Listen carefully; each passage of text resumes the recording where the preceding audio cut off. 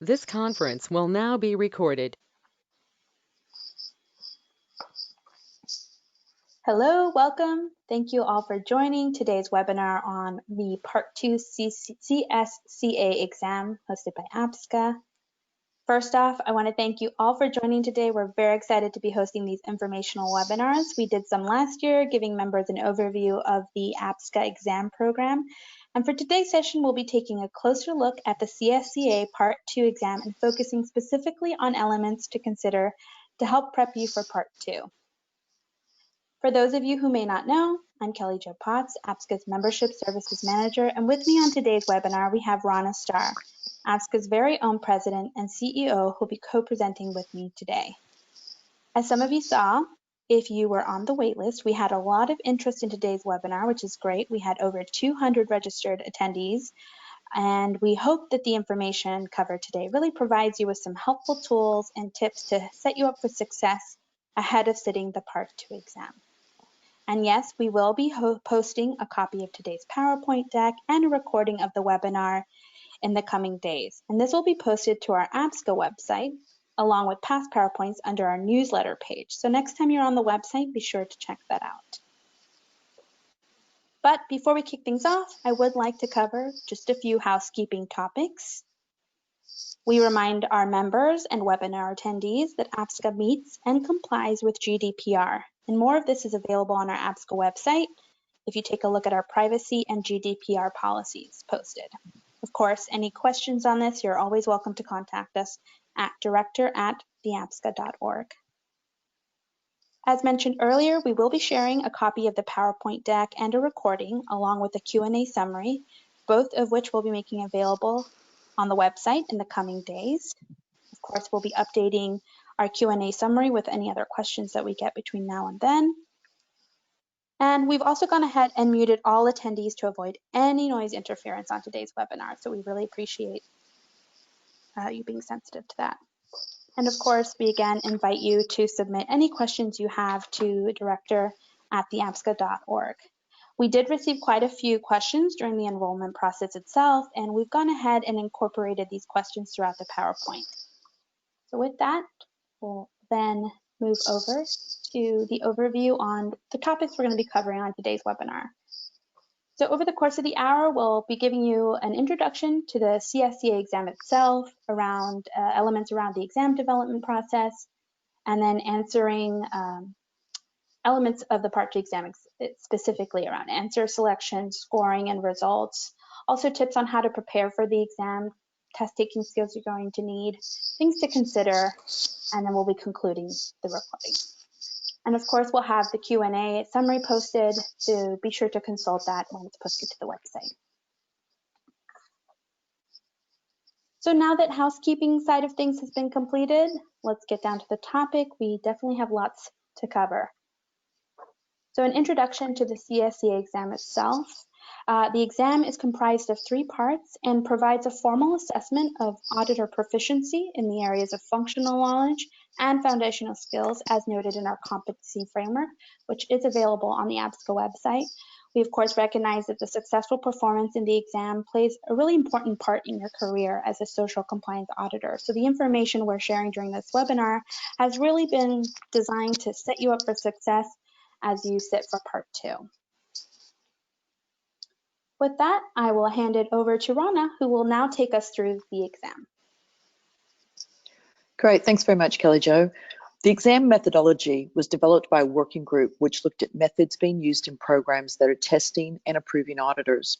We discussed with them where areas of opportunity in the existing processes were and how APSCA could support the reduction and duplication of efforts when it came to validating auditor knowledge.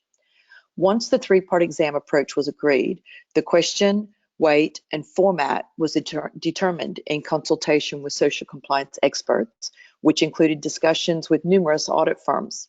Now, having said that, there is no audit firm or individual auditor or organization that has seen the final questions and answers on any of the 3 exams.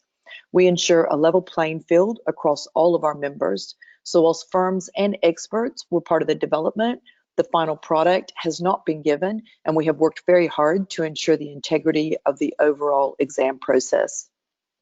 We have also worked to assure that specific questions do not reflect just one person's point of view or relevant to just one country or region. Exam questions are vetted through a multi-tiered review process, and validation is obtained by looking at expert organizations such as Department of Labor Guidance, health and safety experts, and others. All questions are based on well-established social compliance practices with a global lens and are not specific or unique to any one country or region, program, or brand. The exam has not been built with the view to certify an auditor to a specific country. Hence, during Part 2 exams, fictitious laws are provided for auditors to use as a foundation for their responding to questions. To cover some more specifics of the exam, in all three parts, the pass mark has been set at 75% or higher. If an auditor scores less than 75%, they are reassigned to the level of ASCA until they sit and successfully pass that specific exam. If they fail Part 2, they do not need to resit Part 1 in order to sit Part 2 again. Resits cannot occur in less than 30 days. However, the auditor also needs to be put forward by their audit firm before they can reschedule and sit the exam. The time between exams are intended to be used by the individual auditor working with the firm's training team and closing gaps that have been identified through the report process.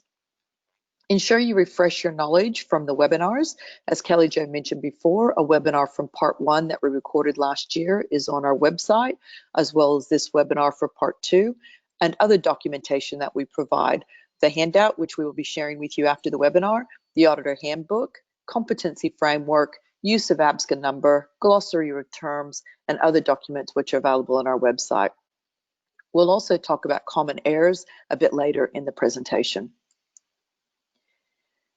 So our Part 2 exam started with a couple of pilots in mid-2019 and have continued since that time.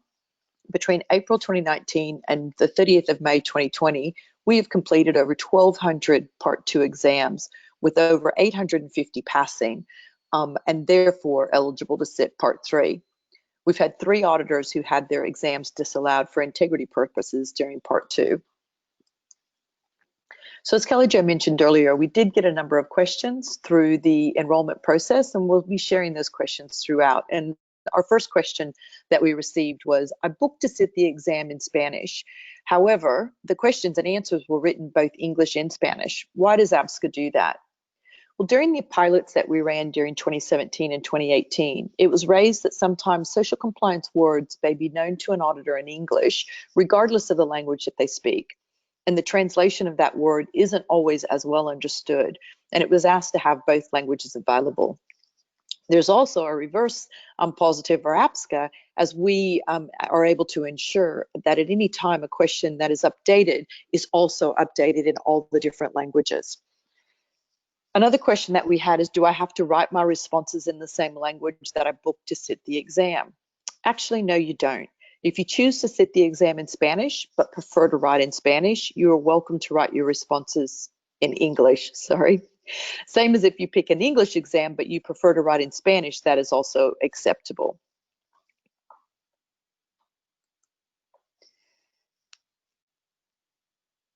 Kelly Jo, I'm just going to hand over to you for the next couple of slides.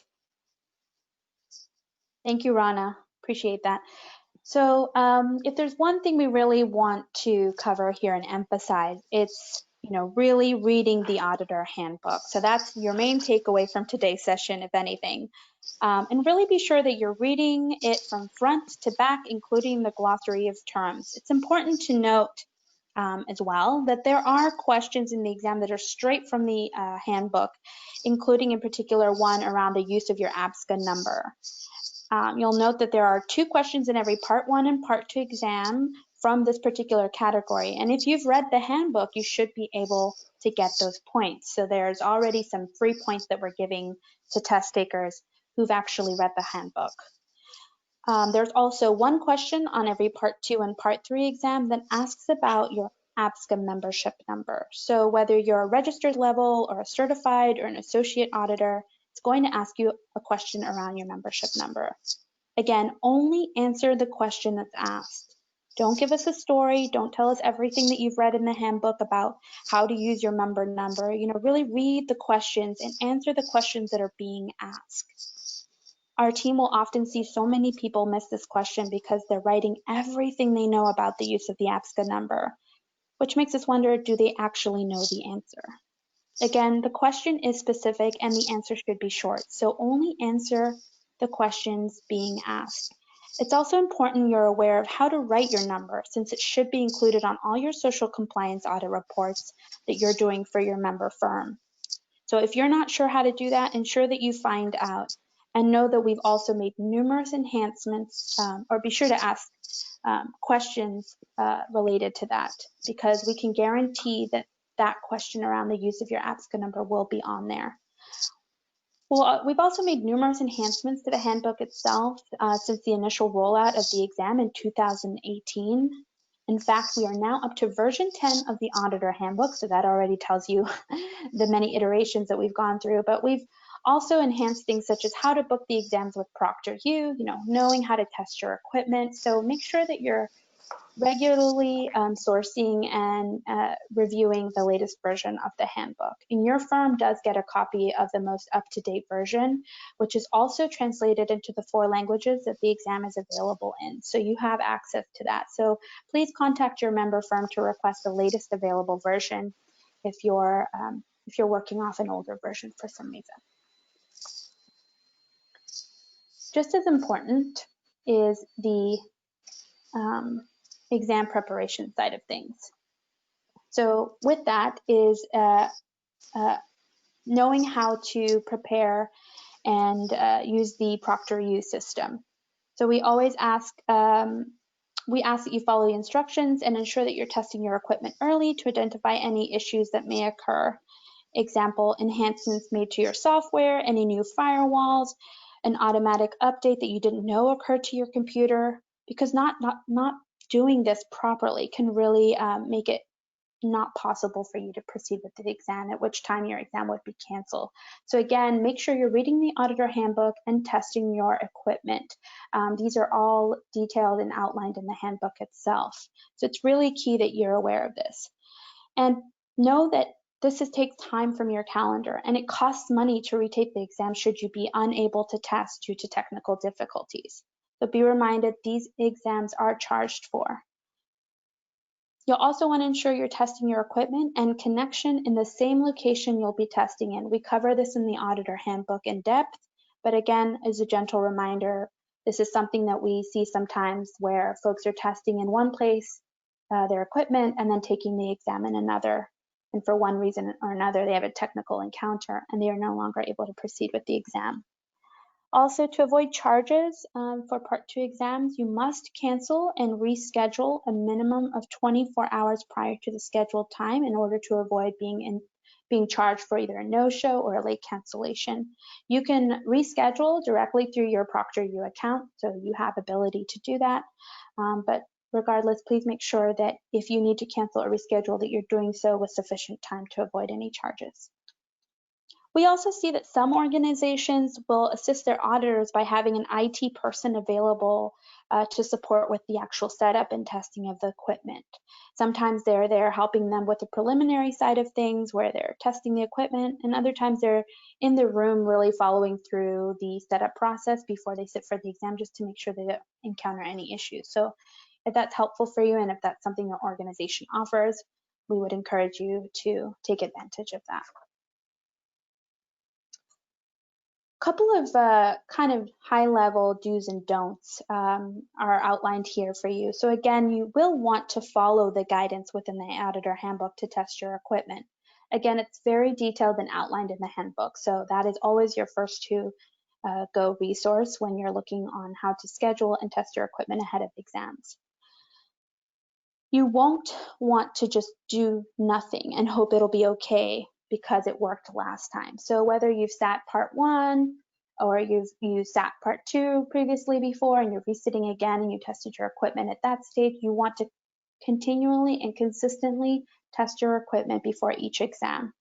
And you'll want to do that weeks, days, and hours in advance of your exam, just to ensure that everything's working as it should be. do use the Need Help Chat Now button. So if you encounter an issue, you want to use that feature with the ProctorU site immediately if you're having any issues connecting to the proctor or ahead of your exam at a designated time.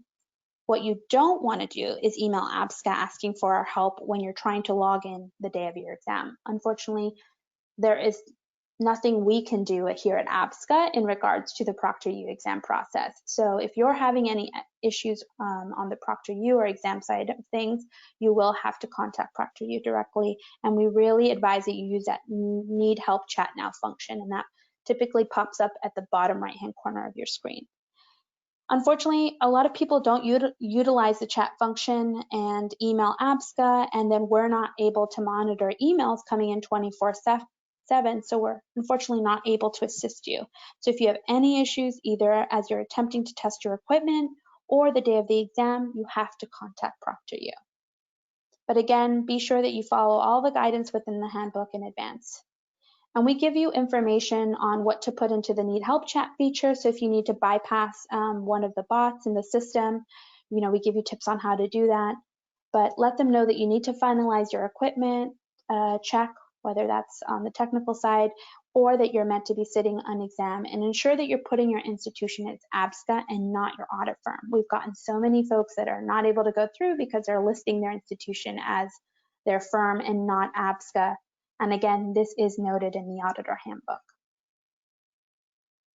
So taking a deeper dive into the actual testing equipment and connecting to a live technician, we're really focusing a lot of that in this presentation because this seems to be an area that will trip up a lot of testers, and unfortunately it will impede them from being able to take the exam. So again, we really strongly suggest that you do not rely on testing your equipment for the first time on the day of your exam. We continue to advise, we've mentioned it in the audit handbook, but you should be testing again weeks, days, and hours in advance of your exam.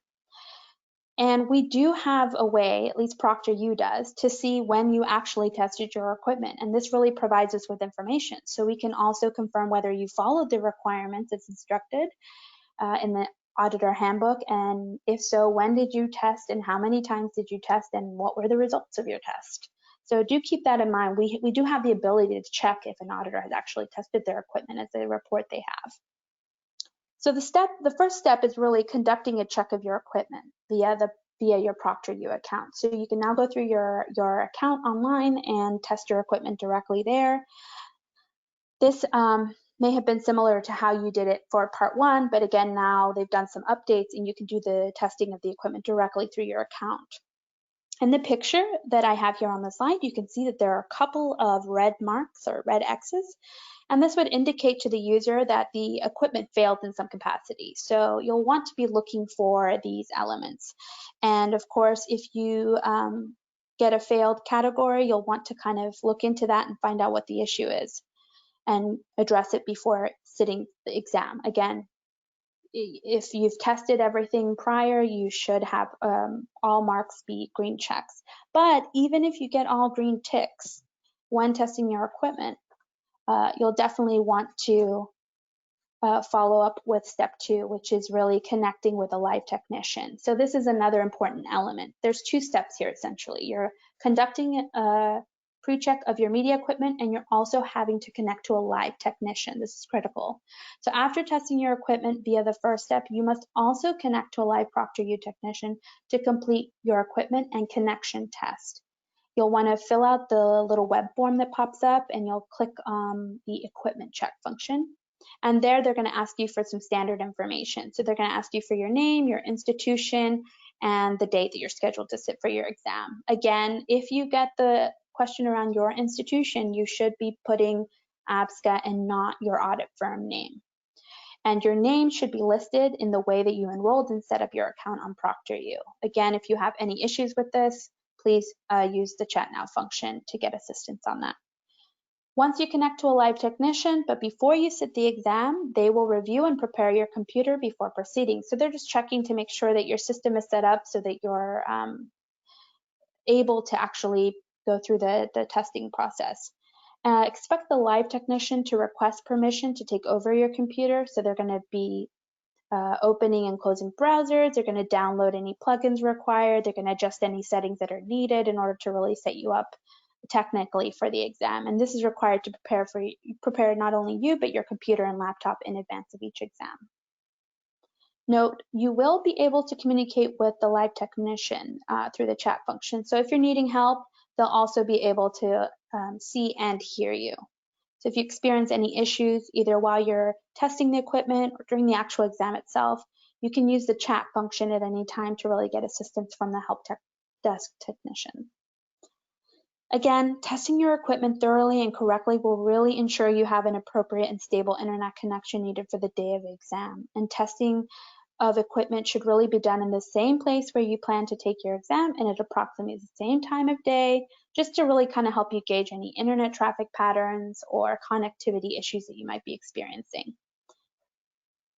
And we'd like to remind you again that the section entitled Enrollment Process CSCA Exam of the Auditor Handbook really outlines detailed instructions about what to do and how to test your equipment. So there's more information in the handbook, as is the case with a lot of these aspects of the exam. Another little helpful tip is in the frequently asked questions of the Auditor Handbook, we have a little note around how to connect to your live technician.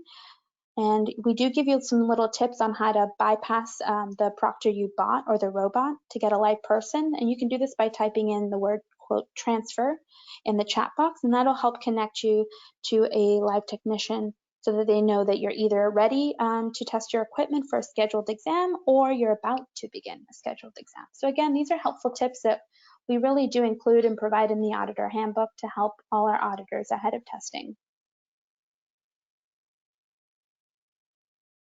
Another important element for us is obviously the integrity of the exam itself. So there are a few areas that we have in place to really ensure the integrity of our exam process through ProctorU. I will remind auditors that the proctors are watching, so they're at least observing you sit the exam, and the exam itself is recorded, which is helpful in some cases because it also enables us to go back and verify answers that you wrote in a case of, let's say you had an issue saving the exam itself.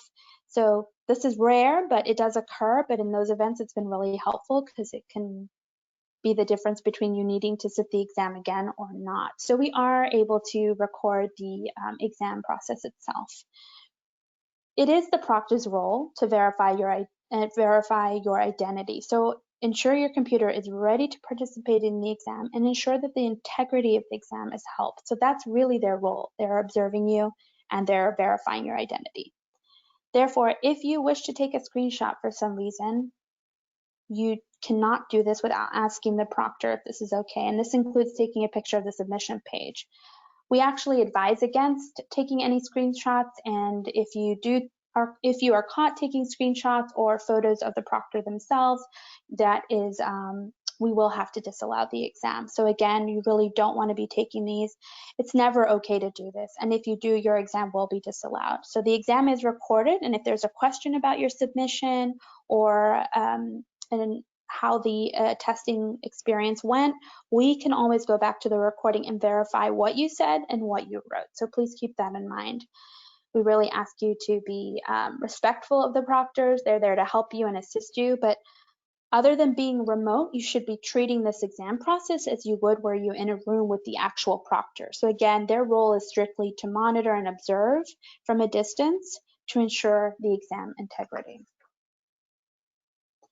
The exam proctor or the proctor's responsibility does not necessarily include making sure that you also select the right language or that you select the right exam when you begin. At the end of the day, this is your responsibility. So really be careful when you're going through the exam and clicking and checking off things so that you're sure about what you're selecting. And if you've booked to sit part 2 and then let's say you accidentally select part 1 exam in the wrong language, that is your responsibility. But if you realize you've selected incorrectly for any reason, let the proctor know and they can assist you to get onto the correct exam and or the right language. So just please pay attention to your selections, and if you need help, let the proctor know and they'll try and assist you. What the proctor cannot do is answer questions regarding the exam itself. So if you do not understand a word or a question, Do not ask the proctor, as they will not be able to provide you any information, and that is not their role. And with that, we'll go on to a question that was raised. Great, thanks. So our next question was, why does APSCA use a third-party proctoring organization? Why don't we do exams as in person or have one of our firms watch us? Wouldn't that be easier? So whilst we're not actually going to go through this particular video right now, the video is available for you to watch after the webinar. It's actually posted up on our website as well. And within this presentation, there'll be a link to a video that we actually made for ProctorU. It goes for about 3 to 4 minutes in length and talks about why we selected ProctorU and why we use online proctoring. But there are multiple reasons, and I'll just give you a couple of highlights right now. One, it included the ability to scale the exam, ensure the integrity of the exam, which Kelly Jo just talked about, the availability of proctors, which is 24/7. We have auditors in 96 different countries, and this is actually very important that we can scale the exam across those different countries at times that are convenient for individual auditors. Cost effectiveness, amount of time out of the office. There's no need for auditors to travel to the exam venue. They can take the exam from either office or from home. Also, there's no need to sit all 3 exams at the same time. You can sit them one at a time so you can focus your preparation. And also in the case of an exam not passing a particular exam, that can be rescheduled at an earlier date instead of waiting for APSCA to come around and offer the exams in the same location again. So those are just a few of the reasons, but we encourage you to watch the video with regards to why we selected ProctorU in general. So let's move on now to information about the exam itself and about scoring. So as we're looking at the exam itself, the same as part 1, part 2, you have a maximum of 2 hours in which to complete the exam. The format of part 2 is based on a single case study exam with 42 questions that are presented to each auditor. Each multiple choice or true-false question within your exam is worth 1 point. Short answer questions are worth either 3 or 5 points each. The short answer questions will indicate the maximum number of points that can be received per question. And this is highlighted in your auditor handbook as well. Some advice, and while some of these things may seem obvious, these are certainly areas that we see auditors make errors during the exam. First of all, read each question very carefully. The same as we said when we were talking about how to use your APSCA membership number. Those questions, ensure that you are answering the question that is being asked and in the format being asked. For example, a question may ask you to write your response as if you were writing a finding, or it may ask you to note questions that you would ask management, or maybe the type of documents that you would review. But answer the question being asked, and you can only do that if you carefully read the question. Also, the exam may include questions that to you may seem similar. Therefore, be mindful that each question is asking for different things. And if you think we've included the same question twice, my guess is that you haven't read the question carefully, because all questions have been well vetted and you will not receive the same question twice on your individual exam. If you write a great answer, but it doesn't answer the question that was actually being asked, you will not get points. In fact, you lose 1/4 of a point every time you answer a question incorrectly. So reading the question carefully is extremely important. Do not consider the question in terms of a specific law in maybe the country or practice of an individual program. Only use the information provided in the case study as well as in the appendix. Do not attempt to answer the question without reading the case study or the appendix. So here's just a couple of tips for short answer questions. If you're asked to list several answers, do not repeat yourself. Additional points are not given for stating the same answer multiple times, but in a slightly different way. If the maximum point value is 5, we're looking for 5 different answers. If the maximum point value is 3, at least 3 different answers are required. Should you provide more correct answers than required, you will receive no more than a maximum points possible. For example, if there's 3 answers required and you provide 5 and they all happen to be right, you will still receive no more than 3 points for that individual question. One of the common areas that we see people lose points is that they're not carefully reading the question. APSCA has about 100 questions in the pool with only 42 going on each exam. Therefore, you may see a grievance mechanism question. Somebody may have told you there's a grievance mechanism question. We see some great answers for grievance mechanism question, but they're not asking the question that was being asked in the format it's being answered, and therefore they actually do not receive any points. So we can't articulate this strong enough. Make sure you read the question. For multiple choice questions, as with part 2 or as with part 1, in the part 2 exam, we also have the select all that apply, and there might be 2 or 3 correct answers. As a reminder, if the question indicates there are 2 correct answers, then only pick 2. If you select more or less, you will lose a quarter point for every incorrect response that was selected or not. Ensure you follow directions carefully and only select the number of answers indicated.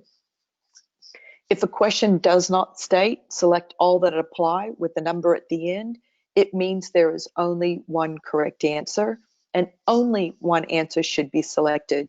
If you pick all 4, that question will be marked as incorrect and lose a quarter point. The instructions are noted in the auditor handbook as well as in the instructions that are provided to you as you're starting the exam. It doesn't take time away from the 2 hours that you have to sit the exam to read the instructions on the day, and we encourage you to refresh your memory from what you read in the handbook. So we're going to move on to a couple of more questions now. And one of the questions, how does APSCA score the short answer questions? So during our exam development, responses to all questions were also created. These possible answers are noted in our scoring guide and used by each of our reviewers. If there is a question regarding the response given by an auditor, maybe the reviewer is unsure what the auditor was trying to say, we will connect with one of our other reviewers to discuss, and reviewers can send the exam to 2 or even 3 reviewers for their comments. So we make sure that we are very thorough when we review the particular short answer questions. So another question received is there a word limit for responses? So no, there's not. Although we do actually say in some of the questions, in 50 words or less, describe X, or we might say write as if you were writing a finding.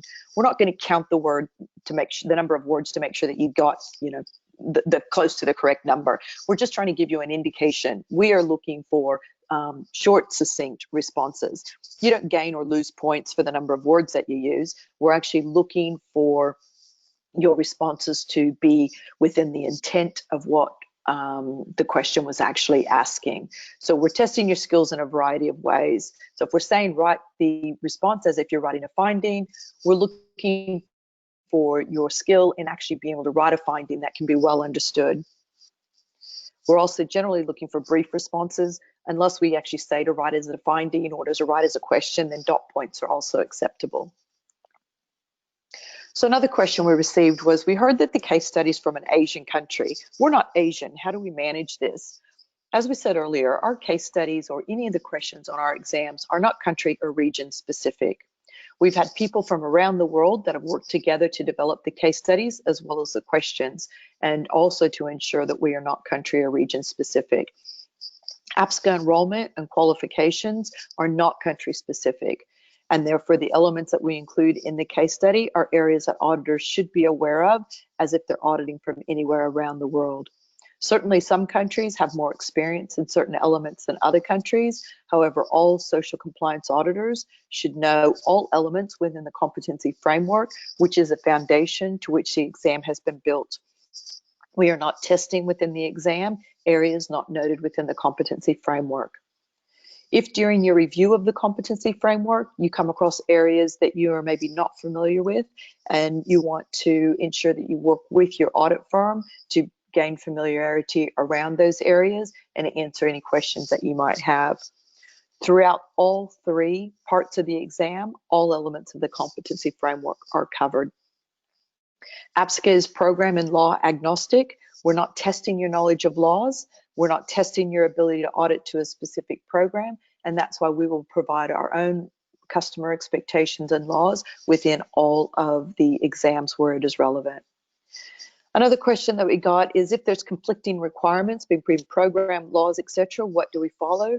During our exams, you're going to be looking at the most stringent of the details, whether it's the laws or the customer expectations, and that's the one that you're going to cover. If you're auditing for a specific program, you need to talk to the program how they want to handle that. So we had a number of questions when it came to languages.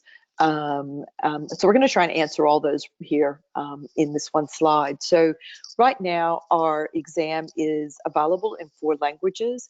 Those 4 languages make up approximately 80% of our member auditors' languages based on information provided within the auditor's profile on APSCA'S data system. So if you are not strong in one of those 4 languages, please ensure that your profile within APSCA reflects this.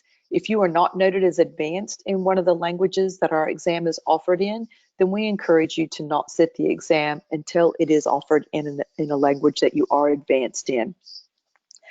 We're also looking to extend languages offered during 2021 to include an additional 5 languages. These languages will be based on our next top 5 languages after the current 4 that we're already offering, based again on the profile within APSCA'S data system. One thing that we notice occasionally is that auditors have not included their mother tongue on their profile. Please ensure that you go back and have a look at your profile and make sure that your mother tongue is noted as your advanced language so that we can take that into consideration when we're looking at our top languages. As a follow-on to that question, some are asking, since English is not our main language, do we have spell check within the exam? How can we use it to avoid misunderstanding? We do not have spell check or the ability to right-click to check spelling or gain synonyms during the exam. This is not an English or a spelling check. So we understand that when English is not auditor's native language, that we look around spelling mistakes or grammatical errors. Having said that, if your English is not strong enough to write a comprehensive sentence that we can review and understand, we encourage you to review your profile on APSCA and do not sit the exam. As mentioned before, if you do not pass an exam, you will be moved to the level of ASCA. This doesn't matter if you're sitting part 1, part 2, or part 3. If you fail the exam, you are moved to ASCA. So if you are not advanced in English, Spanish, or Chinese, there is no deadline at the moment for you to sit the exam right now. If you set part 1 and you struggled due to language, the amount of time that you had available to you to sit the exam, don't sit part 2. If you struggled with part 1, part 2 is even more hard, so make sure you go back and update your profile. Part 2 is a very different exam. The case study and the questions are more challenging as it requires comprehension, which we are seeing as a gap on many auditors when it comes to language skills. So if you are not advanced, update your APSCA profile, don't sit the exam. But update the profile before you sit the exam, because if you sit the exam and you fail and then update your profile, you will not be moved back to the RA until you sit and pass the exam. We've said this from the very beginning, but it seems to be something that people do not fully understand.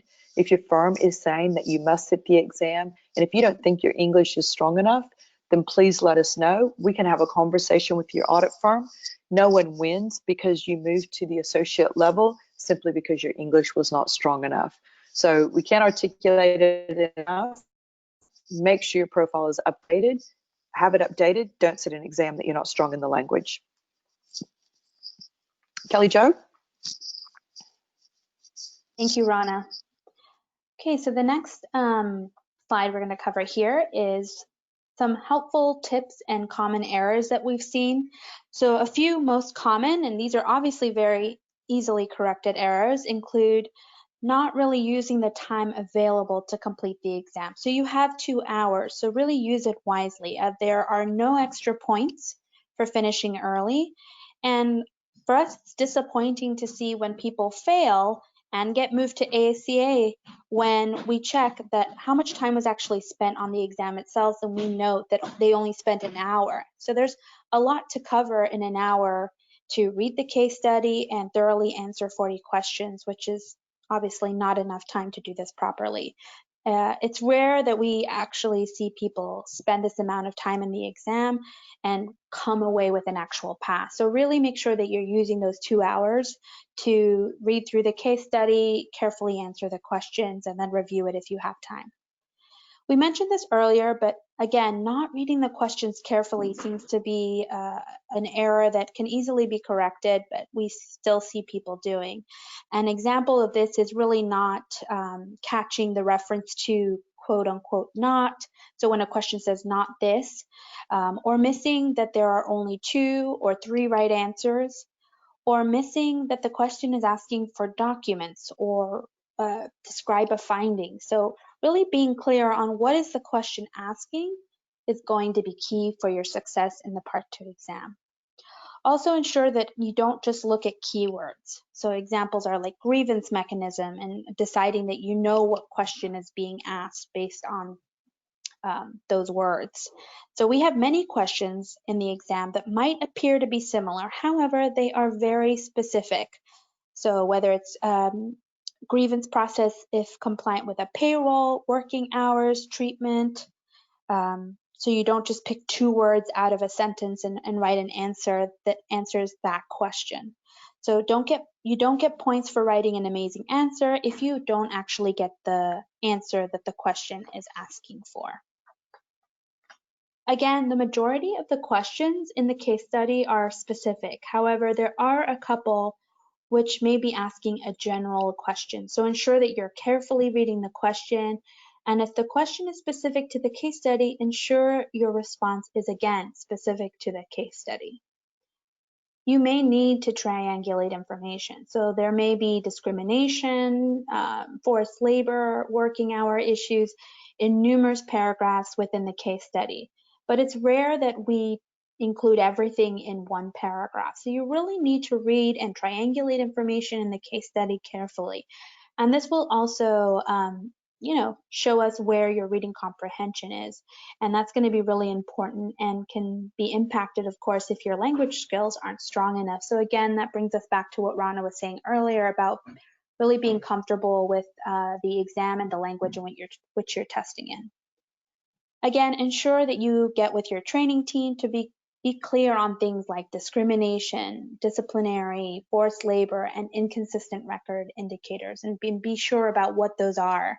We see many people, if they get the question about, inconsistent records, they then go and list a string of working hour non-compliances. And there really is a difference there. So ensure you know what it is and how to identify these inconsistencies when asked on the exam.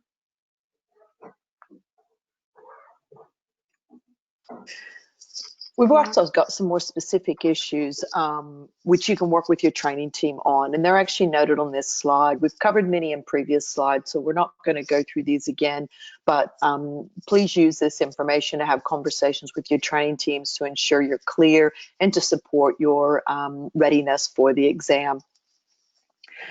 So looking at scoring and results. Each Part 2 exam is auto-scored by the computer for the multiple choice questions. And then the short answer questions are read by at least one person to ensure a fair review is given. As mentioned earlier, the score required to pass is 75% or higher. If a score of 74% or less is achieved, the auditor will be reassigned to the level of ASCA until the auditor sits and passes Part 1 exam. Auditors must obtain the approval from their member firm to sit any exam, even if you've had IT issues. Exams booked and experienced IT issues are still charged by ProctorU to APSCA and APSCA then passes that charge on to you. So you will need to have a new invoice raised, whether it is your individual auditor paying or your audit firm paying. You must ensure you follow the process. Please do not schedule the exam without having received permission from APSCA. Permission includes the audit firm submitting an exam request sheet, informing us who's paying, invoices being raised. Invoices also need to be paid at least 14 days prior to your exam being set, and failure to follow these rules may see results in your exam results being delayed or even your exam being cancelled. So results are generally issued within 14 business days from the date of the exam. Turnaround time does vary, and actually we've been highly impacted this year just by the volume of exams that have been set. We've already in the first 5 months of 2020 done more exams than we did in the entire year of 2019.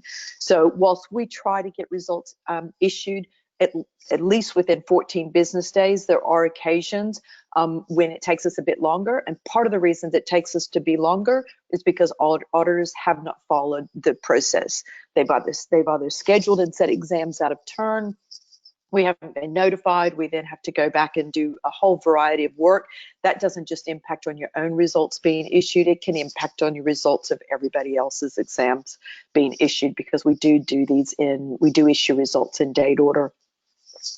Once we issue results, we now have the ability to upload those results to your individual auditor profile. It normally can take us a couple of business days after the results are issued in order to upload that to your profile. But just know that you can check your profile for your results in case for some reason your email didn't get received by you. It may have gone to your junk or your spam mail. You may have typed your email address in correctly and therefore it failed to be sent to you. So that's just another way that you can check those results. If you still don't have them, you can email the exam@theapsca.org and they can look into why your results haven't been issued. Please note that ProctorU do not maintain any of your exam results. They don't know whether you passed or you failed your exam. If you look on the ProctorU site and you see the word that says the exam was fulfilled, that means nothing more than you turned up for your exam and you started to go through the process. It doesn't even mean whether you had IT issues. It simply means that you were there. So don't look to the ProctorU system to determine that you passed or not. So as I said before, you might need to check your junk or spam mail. Sometimes it does go there, but email the exam team if you believe that you haven't received your results and it's been more than 14 business days. And remember, different countries have different public holidays, so that might be a little bit more than your individual 14 business days. So moving on to another question, and we get this question quite a lot. Why does an auditor have to be moved to the level of ASCA when they fail an exam, especially part 2? We've already passed part 1. Why do we have to be moved? So we want both auditors and recipients of audits to understand the value of that registered level. And so whilst we're in the implementation of our CSCA exam, we want our stakeholders to have a level of confidence in those auditors that have the RA status. If an auditor fails an exam and there's no ramification to fail, factories, brands, retailers, and programs will not pay attention to that fail, but perceive that RA level as having value. It's also why we have deadlines for setting exams, so people understand that their auditors have validated their knowledge based on APSCA'S exams. Those of you that have worked hard and passed your exams, we want you to be proud that you're an APSCA registered level auditor and on that pathway to obtaining your CSCA status, and not sharing that level with auditors who have not passed. Eventually, there will be no RA level status. This will be removed and auditors will be ASCA until they pass all 3 parts. But in the meantime, we have this level to articulate to stakeholders, level of experience that auditors have, and that they are working through the exam process in order to become certified. So we've all been heavily impacted this year by the outcome of COVID-19 and the challenges that have been faced for our auditing community. And recently, the APSCA Executive Board looked at the due dates and for all of our exams, and they decided to review those due dates, knowing that this year has been very challenging. So the dates that you'll see on the slide here are applicable to any auditor who successfully passed Part 1 at least 90 days prior to the Part 2 deadline. So if you're advanced in one of the Chinese languages, traditional or simplified, you need to sit Part 2 no later than the end of September 2020, meaning that you need to have successfully passed Part 1 by the end of June. If you're advanced in Spanish or English, you need to sit Part 2 no later than March 2021, and that means that you would have finished Part 1 no later than the end of December 2020. Now, if you pass Part 1 after one of those dates, you have 3 months from that date in order to sit your Part 2 exam. If you're not sure whether this applies to you, feel free to contact the director or exam on either one of their email addresses. Okay, so now let's move on, and Kelly Jo will take you through some of the preparations for. Great. Thank you, Rana. Okay, so preparing for the exam. As we come to the final few slides, just a couple of reminders when it comes to actually preparing for the exam, some of which we've already just touched on. But while repetition is the key to learning, it's also key for us in sharing how this applies to your preparation for each APSCA exam. So all three of these points that you see here on the slide have been shared throughout this webinar, however, are just as vitally important and are areas that we see time and time again do cause auditors not to be successful in completing their exam. So it's important for you to take note of these. Please learn from those who've gone before you and do not make these same errors. And to be effective and successful in preparing for your exam, really ensure again that you're reading the current version of the Auditor Handbook, which at this time is version 10, including the glossary of terms, and reference the use of the APSCA member number that's also available and posted to the website. Make sure that you're reading those resources and materials provided to you carefully. Again, we really encourage you to take the exam only in the languages or the language that you are most advanced in. So your APSCA profile should accurately reflect your spoken and written language ability. And if the exam is not offered in that language that you consider yourself advanced in, then again, do not book your exam until it is available in a language that you are advanced in or you feel comfortable testing in. And if your account hasn't been updated, please be sure that you're making sure that you update that APSCA profile language information to reflect your language skills. And again, anything related to your APSCA auditor account that needs updating, we ask you to work with a data administrator if required to update any of those elements, including your language. So again, that's the data.administrator@theapsca.org address. So definitely update and make sure your account is kept current. And a critical component of preparing for each exam includes, again, testing your equipment and really connecting to that live technician. We can't say this enough. Really, the detailed guidance on how to do this, again, is outlined in the Auditor Handbook. So just ensure that you're reviewing and you're preparing accordingly by looking at the Auditor Handbook, language levels, and again, testing your equipment and ProctorU to connect with a live technician. And here we have a little fun did you know fact. So the language offerings for our exams are informed by languages noted across our auditor membership. So ensure that you're including your native language in your profile. So this is really important because this also informs a lot of our language information that we pull from based on our auditors in the system. And I know that a few of, Rana herself, she's looked at the other day was looking at a profile and an auditor had listed themselves as advanced in English, and that was the only language skill that was noted, but yet it's very clear that the auditor themselves is based out of Cambodia. So with over 4,000 auditors in the system, we don't have time to really look at every profile and ensure that you've listed your native tongue. So we really encourage you to be proactive and work with our data administrator to update those language and details, because that always helps inform us on the languages that we need to consider for the exams going forward. So again, your profile is your responsibility, so you want to make sure that you're managing it and updating it and keeping it updated as needed. And here we have preparing for the exam. So what you have here are the resources that are permitted for this exam. Again, these are also outlined and captured in the auditor handbook, but you'll see that you are allowed a basic calculator that is not a phone or a computer, that you're allowed a pen or pencil, and one blank piece of A4 or letter size paper.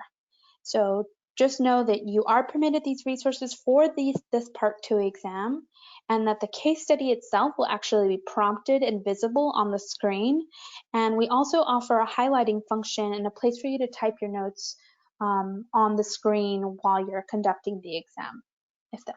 So again, be sure to use those tools if you think they will be helpful for you preparing for the exam. And here we have we'll be talking about now the test taking skills that are needed for the Part 2 exam, and Rana will walk us through these. Right, thanks, Kelly Jo. So each CSCA exam format is different. We've mentioned before, for Part 2, it is essential to carefully read the instructions, the case study, the appendix, and ensure you read each of the questions and all response options before answering. The questions are generally quite specific to the case study, so reading the case study, or if this happens to be the second time you set the exam and decide you don't need to read the case study, please note we do have more than one case study, and if you happen to get the same case study, we encourage you to make sure you read it thoroughly again, because you didn't pass the first time, and probably the reason could be is that maybe you missed some elements of the case study. So I know sometimes it's hard and frustrating to read the same thing twice, but please ensure that you thoroughly read that case study, making notes as you go along. Time management is also very important. Be sure you manage your time throughout the exam. You've been allocated 2 hours and allow time to review your answers prior to submission. So understand the time limits, monitor your progress throughout the exam. The time remaining in the exam session will be indicated on the bottom right-hand corner of your computer screen. And remember that your exam time doesn't officially start until the case study and questions first appear. So reading the terms and conditions and instructions doesn't count towards your time allocated. So don't rush through these. Make sure that you read it thoroughly, you understand it thoroughly before you sign your name, and then click through to the next page, which will give you the actual case study and the questions. It's also important to not make assumptions about the circumstances of the question or about information that is not included in the case study or the appendix. Ensure to focus on the information provided. The questions are intended to be straightforward and they're not meant to be trick questions. Also, if you see in the question where it says, as per the case study and the appendix, make sure you are referring to both of those documents and not just picking one or the other. So just a bit of a tip, don't spend excessive time on a question that you don't readily have an answer. If you're uncertain about a question, make a note of it and return to that question a bit later. Make sure that you allow enough time to go back and do that. So as we're looking at a few things to consider, you finished Part 1, you're now preparing for Part 2. Make sure you read through both of the opportunities and the strengths that was noted in your Part 1 exam report. Make sure you read through the auditor handbook as well as the competency framework. We've also providing you with a handout, which is also talking about Part 2 exam prep. So make sure you read through that as well. Ensure before scheduling that you've obtained permission from your monitoring firm who worked with APSCA on the process. So if you're sitting Part 2 again, you set Part 2, you found you didn't pass, we understand that you might be disappointed. We certainly encourage you to ask yourself under these circumstances, what could you have done to better prepare for your next exam?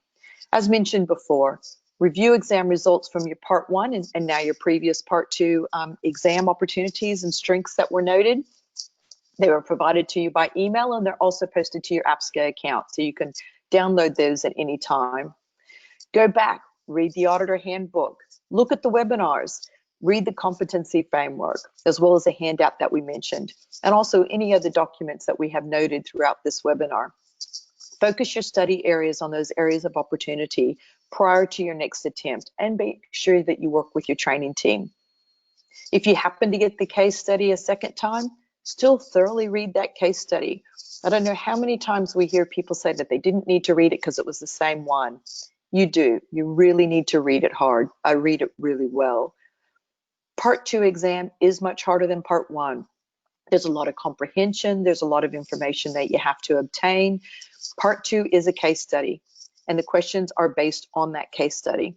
Read the case study and the questions thoroughly before you start. Many answers to the questions are not contained within a single paragraph of the case study. You'll need to triangulate information. So make sure that you read the full case study, read all of the questions, and then go back through and make sure that you've triangulated the information and you've considered all elements. But take the time to set yourself up for success. Take the time to prepare and ensure you are ready to sit that exam. So as we're coming up towards the end of our presentation, so feel free, if you have come up with any additional questions, prepare those questions to email through to us at the director email box. But we're going to consolidate those questions, as Kelly Jo mentioned earlier, and we'll add it to our frequently asked questions and a summary of all the questions from all the different webinars that we've produced. But there's no substitute for being well rested. Try to ensure that you have obtained adequate rest prior to your exam so that you can perform at your best during your Part 2 attempt. APSCA advises that exams should be scheduled at a reasonable hour in a quiet environment. Please plan accordingly. Don't take exams late in the evening or even after a long day of auditing. Ensure you're in a quiet place. We understand this can be difficult under the current environment where entire families may be at home. If they're going out and you tell them you'll be done in 2 hours, ensure you let them know that you'll message them when you're complete, because you may have 2 hours to sit the exam, but it can take anywhere from 10 minutes. We've seen people as long as over an hour to get connected with ProctorU. Therefore, making sure that you inform people that you'll either put a note outside the door or you'll remove a note from the door at the point that you finished. You'll message them, whatever it is. If you're in the office, make sure you've got a note outside the door. If you can lock the door to stop people walking in. We see so many people get disrupted because they haven't taken those precautions. Anytime somebody walks into the room, anytime that you speak to somebody,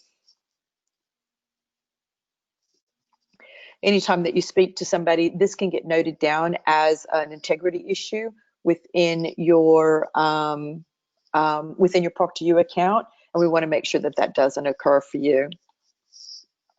The auditor handbook and other documentation, the auditor handbook you actually will get from your audit firm, but other documentation is available on the APSCA'S website that can assist you in your preparation. So Kelly Jo, ready for the conclusion. Thank you, Rana. So with that, as we wrap this up, again, one important thing we want to remind our auditors is really just don't be scared, be prepared. So APSCA really appreciates your hard work and dedication to really help enhance the professionalism, consistency, and the credibility of the social compliance auditing industry. And we hope that this information will really assist you in your goal of obtaining CSCA status. We, of course, welcome your feedback and wish you good luck on your exams. We think that with the right preparation, you'll definitely succeed. And so for feedback or comments on the exams itself, please feel free to send those again to the director address at director@theapsca.org. And as mentioned earlier, a recording of this webinar will be posted in the coming days to our website for you to access. We also have documents available on the website to support with your preparation. Again, we are offering this webinar in next month as well, a couple of times, so that'll be available as well. But we'll have a recording there posted, and we appreciate you joining us today. And of course, you can always stay updated by subscribing to our monthly newsletter, and you can visit our APSCA website. And any questions, you can send those to director@theapsca.org. And we encourage you to follow us on social media via Twitter and LinkedIn. And if you have any questions, please feel free to contact us. We're always here to help, and good luck. We hope you found this helpful. Thank you, Rana.